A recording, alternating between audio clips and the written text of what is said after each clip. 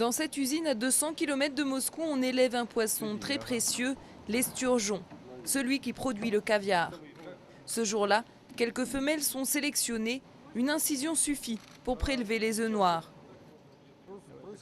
On presse sur le poisson pour faire sortir le caviar. Et le poisson reste vivant. Ensuite, on le remet à l'eau pour un nouveau cycle. Le poisson reste vivant, la technique est nouvelle et beaucoup plus économique. Chaque esturgeon peut ainsi produire plusieurs fois du caviar dans son existence.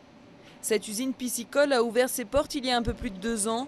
En profitant d'un moratoire sur la pêche industrielle dans la mer Caspienne, l'esturgeon est là-bas, en voie de disparition. Pour les fermes d'élevage, il y a donc un immense marché à conquérir. Le renouvellement de la population d'esturgeons dans la mer va prendre beaucoup de temps. Plusieurs dizaines d'années. Du coup, il n'y a pas de concurrence pour nous. Cette année, la Russie a repris ses exportations de caviar interrompues depuis 9 ans. Elle compte sur ses fermes d'élevage pour retrouver sa place de leader sur le marché mondial.